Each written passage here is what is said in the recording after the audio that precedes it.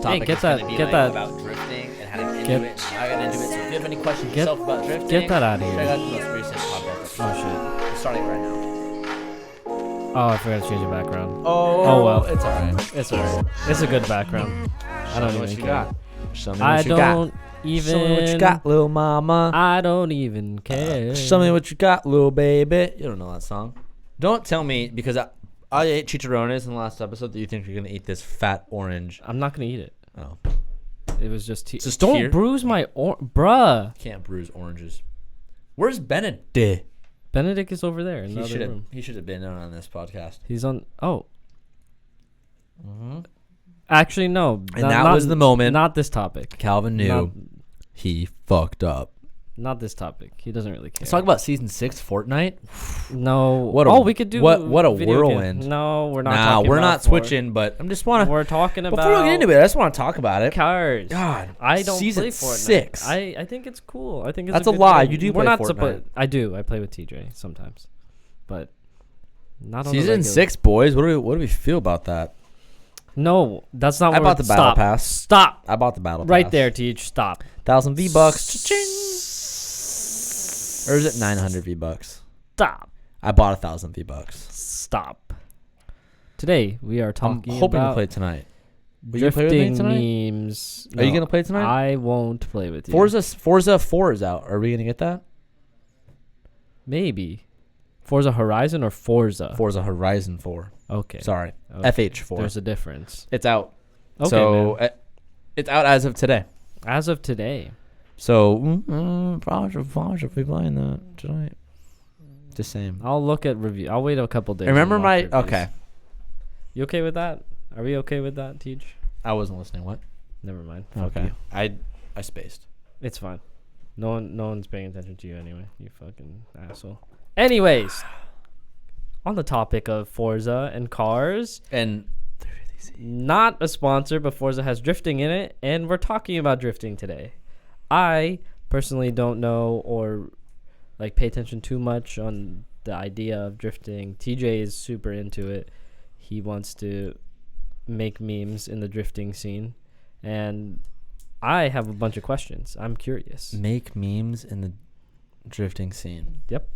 What's wrong with that? Nothing. It just rhymes. Make memes in the drifting scene. That's all. It just Nice rhymes. meme. Don't touch my orange. Okay. So, I want to begin with like a small explanation of like Standard the standard structure. procedure. Yeah, I like it. standard procedure of drifting. From what you know. So unlike all other motorsports, it's a type of racing that, or not like all other motorsports. It differs from all other motorsports because it's a type of racing that doesn't have to do with fastest speed or lowest time. Okay. It's more of a dance, Cal. It's like doing the salsa. I wouldn't say salsa. It's pretty accurate.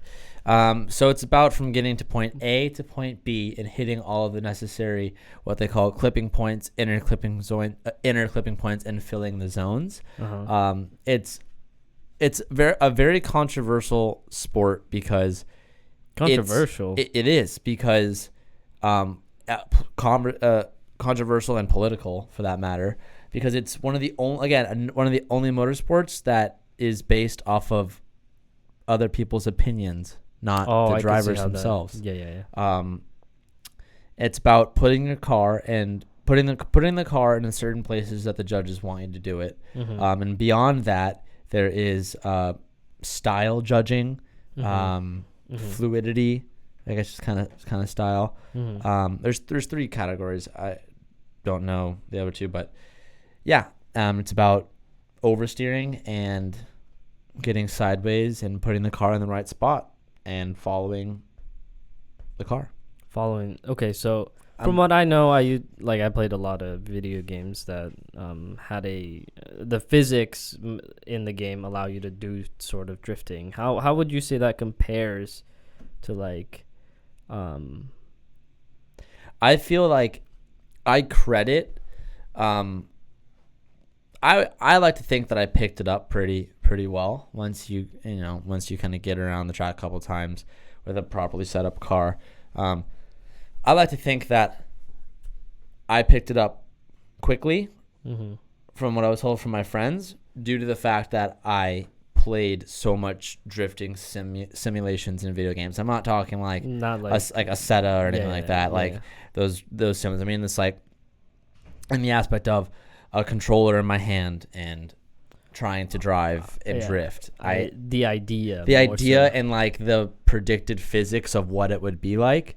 I really do think carry into the real world. What you don't get, and I'm assuming what you don't get, is the coordination or the feel of the weight of you don't get a lot of things. You only get one thing from it, and I think that's just not knowing, but you get an idea of predicting how you want the car to move to make it do certain things. Meaning like you understand some physics of like transitions and switchbacks and manji, stuff like that. And you understand the physics of what the car can do. But yeah, you don't know the weight of the car. You don't know the real speed of the car. You don't know, left foot braking. You don't know pedal control. You don't know hand-eye coordination. You don't know everything. You don't know anything. But you know enough to where like it goes a long way, in my opinion, if you're fresh trying to learn how to drive. Video games do help. And I think you see that thesis backed up now by people in the offseason literally building $5,000 racing sims and driving. Yeah, I've seen that. That's I want to get into this next part, but it's like barrier of entry, right? Like, so the way to get good at anything is to practice it. And TJ and I were talking about this not too long ago while trying to pick up his drift car, right? His 350. We were talking about like, how do you get more practice in? Because to get practice in, you need time on a track and you need tires, and it's a very expensive sport to be in. Well, any racing, but this one in particular, since you are purposely burning through tires. So my question is, how would you get started? How would you think about getting started? And would you consider doing a racing sim, investing in a racing sim to practice rather than or like split it between real practice and simulated practice? So I think all of it, okay.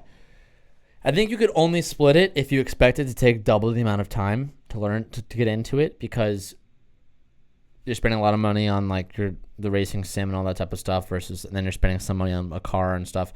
Honestly, if I wasn't personally in the situation where I was when I started driving, meaning like already in the car world, like I have sponsors who will help me, like I'm like, I, in blunt terms, build cars for a living, right? I would not have dove into the sport like I did if I didn't have, knowing I was going to be able to pull it off, right? If I was a quote unquote average person learning to drive because I thought it looked cool on Fast and Furious, which is very much possible because which is 98% of the people on the track. No, that's everybody. That's to minus the few like fucking Link Wadette, like Mike's kid, who's like just gonna be a natural drifter because he's raised fucking ripping around cars at 4 years old. Beyond those kids, yeah, I mean it's people like Zach, who just start at a young age and get good at it. But my recommendation for those would be, I don't know. You don't know. That's a good answer. That's a perfect I think answer. There's two really good routes you could do. I feel like you could build a sim, learn to drive on a sim, then as you get older, you graduate college and stuff. Like if you really want to get into driving, like save up some money and you already know how to drive really well on a sim. Now that you have money and financial background, some financials, then invest into a car and start doing it. Safer route. Like you'll have great fundamentals on the computer, but I will say, you put me in a sim, I can't drive a sim for shit. It's not directly correlated, but you get used to it. But it's not the same thing. It doesn't have to be a crazy sim either. No, like I mean, steering wheel. I would recommend that for sure. Like if you're willing to do it, but you go the other route, which is like Zach, where you start really young and you put a huge financial hardship on yourself growing up all throughout your fucking teen and then young 20s. Yeah. And then, I mean, everyone's case is different, but you're always going to be struggling. I just feel like it's a safer route to save up. And when you're, most guys start in their later 20s, I tend to see more at Willow. But the thing is it's just really expensive. It is very expensive. And you mentioned earlier, it's time. And you don't even get the luxury of having time to practice until you've got your car to practice and have done the mods necessary to allow you to do practice. And that's why you see a lot of guys, especially on YouTube, get their quote unquote seat time cars. You see that term thrown here or there around. And yeah, that's someone who buys a cheaper car. Like they have their quote unquote track car, then they have like their stock ish car with the cheapest amount of mods possible to get the best amount of driving out of it. And it's still expensive as fuck, but you'll burn less tires through it. Interesting. And besides all of the logistics shit, how I want to know, because I'm very much a perceptive person and a feel kind of person, so I want to know what is going on. Like I'm very happy when I play video games. So how do you feel while in it or thinking about drifting? It's the best feeling in the whole entire world. Drifting is the when I'm literally like in my run or about to hit my run, that excitement, like it reminds me, I don't know, I don't really have any other feeling to describe it. It's like at that moment, it's much different than video games. It's like at that moment. I'm not talking about. No, I know. I mean, like, how do you like how I feel, like as a analogy, like how I'm in how I enjoy video games. How do you enjoy your seat time or the competition or drifting with just like practicing? So like so what's a good analogy? So whereas chairs are for sitting and as beds are for laying, right? Like, so analogously, like I get so much enjoyment out of playing video games. I'm asking you, at the level at which you know me and how much I like doing that kind of thing, I want to know how much you like doing drifting. Does that make sense? Yeah. No, I mean, I love it. I mean, I wish it wasn't as hard to pull off. And what I mean by that, it's like it takes a lot of like figuring out what day you want to go, getting the car ready, getting the trailer ready, getting the truck ready, getting the tools ready, getting the tires ready, getting yourself there, cutting out time to get there. And I mean, I love it. I don't think I wouldn't sacrifice as much time as I have towards it if the feeling of driving wasn't worth it to me. And I wouldn't spend the money I've spent on my 350. Yeah, if you didn't care. If I didn't really fucking care about it. I don't know. That's the thing. It's awesome when you find like your category in the motorsports world. That's like your fucking thing. Yeah. Yeah. Or something in general. Or something in general, but okay. So I want you to explain as best as possible, because I know, whatever your fondest memory of drifting, put me in that seat. Describe it to me. I want to know, like what you were, how it was going on, right? Like write a novel for me real quick. I want to, who did this for me? I don't know. Someone else on the podcast we've had, went ahead and explained some idea to me as if it were me thinking about it. Does that make sense? No. Tell me the story. My best memory. right? Like something that got your juices flowing and you were just in it. And I want to be in the seat. Off the top of my head, it probably brings me back to like one of my like doing lessons with Taka. Okay. Probably horse thief, because so like I started practicing on balcony, and those are just like skid pads, nothing too dangerous. There's a wall there, but nothing too dangerous. And then practicing on Walt James, which is like this big oval with a slight bank, which is awesome. And then it was like round 2 came, which was at Horse Thief. For those who don't know, Horse Thief is like it's called like it's an elevational track, meaning like the middle, it's up a huge hill. So you have like 100-foot elevation difference. Okay. Here. Describe that round as if I was. Remember, I was doing D&D for you. I was, telling you a story with detail like that. Do that for me. Does that make sense? No. You don't get teach. Oh. Yes. Oh. Yes. Do you get it? Like, oh, you mean Dungeons and Dragons? Yeah, Dungeons and Dragons. You know how I was explaining Yeah, what I don't you know were if I could do that. You don't think you could do that? It's just be descriptive. That's intense. It's not intense. That's like some AP English stuff. No, you just use adjectives and nouns and shit. Okay? I mean, it's more so, it's just a overall story. It's not too much Make me feel like I'm driving the car, if you can. I mean, if you don't want to, I get it. I could try, but I'll probably miss the boat. No, okay, go ahead. I would love to. I was just explaining the track. So I just want to get through the head that, like, yeah, set the scene. It's intimidating as fuck. Set the scene. It's like you're at the bottom of the track, you stare up one of the straights. It's a big fucking hill. There's banks, the bottom of the bowl. Just the bottom of the bowl bank is like a 5-foot grade. So like it's intense. And I've never driven the track before. I've always seen it. Prior to my first night going, so the day before I practiced this track with Taka, I was on YouTube looking up horse thief mile crashes. Oh shit! Of people just like how not to do that? Yeah. Yeah, because it's a track that if you don't commit, you're crashing. There's no 85%.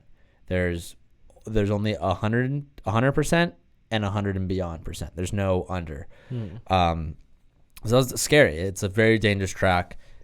I've always been terrified of it, and just practicing it with Taka, one of my best memories was towards the end of the day, like all day I've been trying to hit you start at the top of the hill, you do a hairpin, and then you come straight, you're sideways the whole time, and then you transition halfway down the biggest bank. So you throw the wheel. So and yeah, you're going up to a hairpin. You're looking to your left. Yeah, you'll initiate, flick, throw your tail out, go around the top of the hairpin. And then as you're sideways halfway down the hill, coming out of your first hairpin, your next move is to, at that point, clutch kick and flick the wheel back.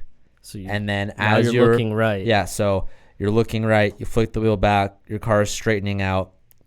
Your car at this point, it's all like in slow motion, this whole transition. Yeah, explain to me in slow motion. So at this point, you're halfway down the mountain. The car is now looking down straight as you're transitioning. And you're staring right into the ditch. Yeah, and like at that point, you tell yourself, okay, grab the wheel to stop the car. But by the time you tell yourself that, and by the time you do it, you're like now facing the opposite direction, and then you catch it. And then at that point, what's really weird about drifting, and this is the weirdest thing to get used to, is that if you never want to take your foot out of the gas. What will that do? So when you start going sideways and you start fishtailing, whatever you want to call it, your initial reaction is to get off gas. I'm gonna keep spinning. I'm gonna modulate and get off gas. But what happens is the moment you take the foot off the gas, when your car has that much rotation, the wheels are spinning, is all the pressure comes off of the rear wheels and the weight now gets shifted to the front of the tires. So when the weight is now shifted to the front end of the car, especially going downhill, is the front end bites up and the rear snags up, and you straighten out really, really aggressively. So when you come down that transition and you're going into the bottom of the bank, in order to keep yourself from not flying off track, your foot has to be on the bottom of the floor. But in your head, you're like, that's a dead end. My foot needs to come off the gas. I'm going off.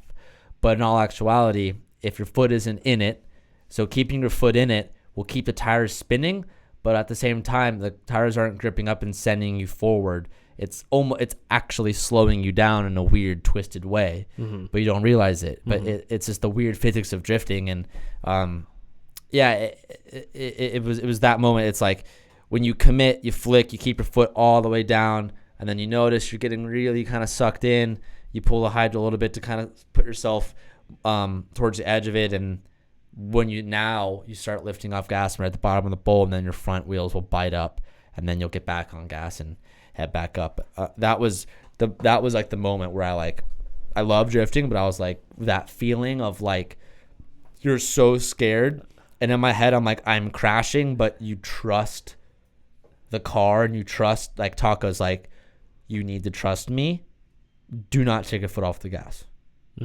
And it's at that point when you are so scared, like your mind is telling you that, like, it's like your mind is telling you 1 + 1 = 2, but Taka's telling me no, 1 + 1 = 3. Just trust me. Yeah. And it's like to get your like mind to mentally, like, you know what I mean? Like, well, no, I know. It's like to get yourself to, I don't know, to hurt yourself. Yeah, exactly. Yes. But it doesn't happen. It's like get a gun and pull the trigger to your head with a bolt loaded, and someone's telling you, you'll be fine. Trust me. Yeah. And it took me all day, literally all day, to eventually pull off that transition. And, I'm doing it, and I'm like, so I couldn't get myself to do it. I know to do it, but I can't get myself to do it. And then eventually I just blindly finally got the nerve to do it. Yes.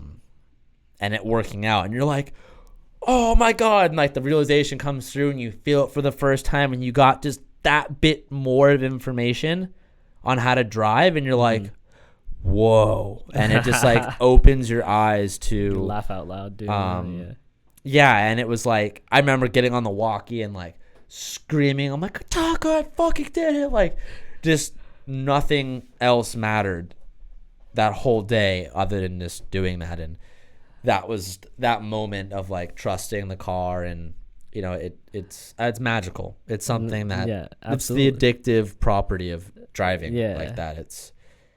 It's another adrenaline sport, right? Like jumping out of a plane or something, right? You're barreling, you're on a hill with a 5-foot incline, and as you're barreling, what he didn't say is you're going up the hill at probably like 100. So I reach top of third gear on a CDO9, so it's probably like 85 miles an hour, something like that. So he comes around the loop, and you're going really fast, and you're skidding all the way across this big, it's probably 30 yards between the circumference or the diameter of the, probably 30 yards. 30 yards. So he's coming in barreling hot, and then as he's coming in, he's looking to his left, and all he sees down the 5-foot incline is the ditch, and then another 180-degree turn going up the other way. Just another hairpin. Just that's what you're staring at. So, like he was saying, and I haven't experienced this, but from what he described and how I picked up on it, was when you're staring down that hill and you're like, I can't go in that hole, and the instinct is when you're normally driving to slow down, you let go of the gas, right? So you can't do that in drifting, and I learned that when I crashed my car. You can't stop. You just fucking send it. Taking a foot off the gas is one of the biggest mistakes, and that's it. It's the weirdest thing. That's the weirdest thing with drifting is it's like it's like what you don't think. It's opposite intuitive. That's not the right word. But counterintuitive. Counterintuitive. So he's coming down the hill, and not on top of the fact that he has to he's already sliding with the driver's side going down the hill. He has to flip the car around to go around the other hairpin that goes to the left, right? So he's coming down and you have to flip it, and all while flipping it. This is happening way too fast. You have to like be doing it. So he's here, flips, and then after getting over the flip, which requires a lot of movement of your head and feet and coordination and shit, he has to get over the fear of putting in the gas to just cut through the hairpin. Yeah, half of that day. How many runs would you say that took to get over? I mean, a lot. I mean, I only had like 14 tires that day, but I know all those times I backed out every single time, so I never really got that many. Like, then how did you do it? Did you just like? No, I probably like each set of tires lasted me like 6 attempts because I only that's a lot of fucking started drifting and then backed out. So like I started drifting, backed out. So like I so they lasted a good amount of time, but then when you do that whole lap, they're done. So yeah, you really gotta. So the information I'm missing is when you were there, right? Before you were able to get it, when you were there and before you were able to get it, what were you doing? You let go of the gas? Like, how did you bail, so to speak? Okay, this is gonna be difficult to explain, but there's landmarks that I use when I'm driving that track. Every track, really. Yeah, every racer, yeah. What I would do is, and how I would know if I'd make it or not, because the question that I didn't bring up either is, okay, let's say I do the transition, but I do the transition too early. Yeah. What if I transition too late? You're going so fast that if you transition too early, you're gonna and you switch back into the other side, you're gonna come up too short of a turn, and you're gonna go off track into the ditch. Or if you get off too late, you're gonna overshoot the track and go forward down the hill, right? So that transition, even no matter how hard you flick or transition each side, like if you don't transition at the right spot, you're gonna overdo it or underdo it.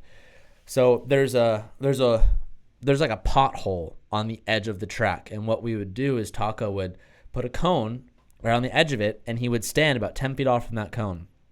And an exercise that we would do is he's like, visualizing is everything. Yeah. You want to be looking ahead of where you're going. Yeah, absolutely. Oftentimes when you fuck up, like you're either looking right ahead or not looking in the right spot. So Taco would stand outside the track. So as I come around the hairpin, I flick in, I go on my door side, and as I'm coming down this hill, if I'm looking right there, I'm wrong. So Taco would stand on the edge, and he was like, I want to see your visors. Like, I need to see your eyes. And then, so what I'm doing is I'm going this way, I'm looking for this cone. And then that he put. So if I'm transitioning and I'm pretty much making sure by looking at Taka, like the car is facing this way, but my head's out the window this way. We have cool pictures of it. Where I'm like this, and I'm looking for that cone. So I'm waiting so I can see. Do I hit it perfectly? If I do, foot down, stay in it, you'll make it. Or it's like, okay, I'm coming up, and like I start to transition back, and I'm not even there. I'm like, fuck, I need to get off gas. I need to save myself, and vice versa. And that was a big training part of that day is looking at Taco while driving, because it helps you see and feel the track out a little bit more. And also too, we would every other run we'd go back in and watch it on video, and I would see my habits being like, fuck, like I'm really pussyfooting here, and like I'm like, oh, I'm like, I could talk. I'm like, oh, at this part I'm like about to fall off track, and I look at video and I have like 2 feet to go. Yeah, and I'm like, fuck, okay. So spatial awareness. Yeah, so you have to super. So you recalibrate everything in order to like, no, okay, I think that I have a foot of room, but I really have 2 feet. Like, go a little bit more. And it's like trusting what you don't. It's like what I was saying. It's like 1 + 1 doesn't equal 2. It equals 3. You just have to like go beyond your senses and trust that there's more room. And eventually, like, you're just dialing in every time you drive. You're just fine tuning how well you know your front bumper, your right back, your front left. You know what I mean? And you know, that's a big part of it. Is just knowing your car very, very well. So it does pay to be spatially aware. That's something you'll never get in a video game. Absolutely, you're right. That's super true. You won't know where it feels like the boundary that is your car. Mhm. That makes sense. That makes Mhm. sense. For anyone that's wants to be a driver, right? Do you have anything that you learn, like bits of information that were given to you and you did it and you laughed and was like, fuck, people need to know that? My biggest piece of advice is the biggest piece of criticism that I got. And I don't recommend this unless you're like, I'm going to learn to drive, or like, I'm serious about this. This isn't, this is like a piece of information. This is a piece of information for someone who's like, they know it's not a 1 month phase. Mm-hmm. We all have those friends who go through the fucking hobbies like left and right. Yeah. And it is, stock cars aren't meant to drift. They're designed to not drift. So oftentimes people will start drifting on like a stock car, right? You want to see if you like it before you do it. But my biggest thing that helped me drive, and even when I was like still into drifting, I've maybe gone about twice before. I knew I really liked it. I knew I wanted to pursue doing it to whatever extent. On my 350Z, everyone says, learn to drive a stock car, learn to drive a stock car, learn to drive a stock car. Then as you get better, start upgrading your car. But the thing is, the stock car isn't designed to drift. Makes sense. Yep. It will fight you. You can fight the car and make it, but you're struggling. And I remember I've been driving 2 or 3 times at this point, and I was bad. Not good. Yeah. Comments like, oh, like, you're doing better. Keep at it. And then I got the 2 best mods, in my opinion. Okay. I got the PBM angle kit. Okay. And I got a hydro. And then I went again. And that time I went and drove, it was like night and day. And it wasn't because I was faking my driving beforehand or I was just more comfortable this time. No, it was because my car was better set up to do what I was asking the car to do. And I got a lot of backlash. Got a lot of people saying, you're brand new. You don't need more angle. You're brand new. You don't need a hydro. You should just learn on the e-brake. And it's like, no. Like, having a car, and that's a thing, and having more steering angle is completely different. I mean, and I'm not going to go in and talk about, like, what is angle kit, and it just, you know what I mean? But having a car, there's 2 little things that allowed the car just to hang a little bit more sideways, not have as much, like, side by that full lock. Allow me to touch the rear end a little bit. Little shit like that. It just gives you what you're trying to do, and it by default, like, you still not maybe good, but you'll be better off at what you're doing. And it was not, and everyone was like, "Whoa, you're so much better, improved so much, blah blah blah." And it was like, my biggest reply to everyone was, "Well, yeah, guys, I just put on the things that will make it better." And they're like, and people get all up in arms about overbuilding a car, and oftentimes that just comes from people salty that you could be younger, less experienced, or like a car doesn't make you a driver. But what they don't know is a car will better improve your skill if it's set up right. If you so I do like your analogy, or your analogy of a street driven car is meant to go straight, and the pieces on there make it go straight. And you need pieces to make it not go straight, whether that be the angle kit, which allows for more, because it makes sense, because if your wheels are turned this way, your car can only be as sideways as your wheels are turned. And I would argue, and argue with me, right? I would argue that if you learn to drift your car with less angle, that won't help you much at all, learning how to drift it with more angle, because you have different weight distribution at both classes. Yeah, I mean, what do you think? I mean, this is speculation, I guess. I mean, look, there's no saying it's bad to learn on stock angle. Millions have done it, and it's fine. Just from what I've experienced, and anecdotally, it's just, there's no reason to put yourself on stilts I've even talked to multiple pro drivers about this too. It's like, if you have the opportunity to start driving on a car that's better set up to drive, more power to you. Mm-hmm. But it's not necessary. Mm-hmm. That's saying, don't get confused. It's not necessary. Mm-hmm. It's just very helpful. Very nice. And I think a lot of people confuse, if you had a brand new driver, Mm-hmm. and let's say we put them in my 350Z at the lowest horsepower rating, which is like 400, Mm-hmm. right? Exactly how it is right now. And then we put them in a 350Z with a couple mods on it for drifting. Mm-hmm. And let's say my car being on, like, let's say you're playing some video game and it's on the advanced controls, Mm-hmm. and then the other car, the stock 350, is on like basic controls. Mm-hmm. In video game aspect, you'd be like, oh, I'll be better on the basic controls. I'll be able to handle it more. And you think the advanced will just be way too crazy, the controls, Mm-hmm. right? But my analogy is it's different. Mm-hmm. The new kid would be much better in my car Mm-hmm. versus in that stock car. Mm-hmm. Why? Because it's set up perfectly to do what you're asking. The car won't fight you. It will ask you to do what it's doing. Mm-hmm.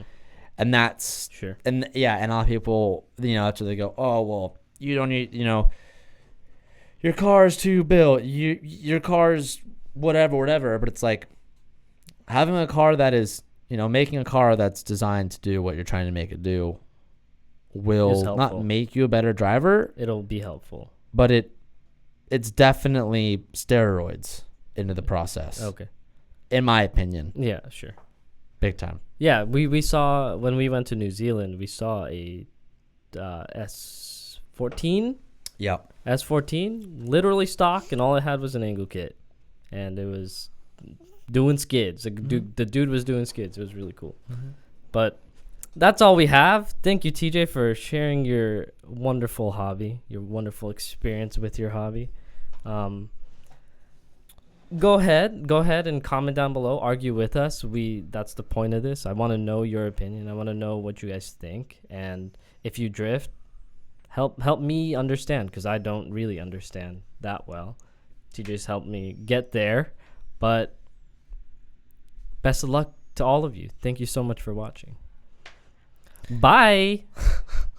You got something to say, Tej? Nope. Bye.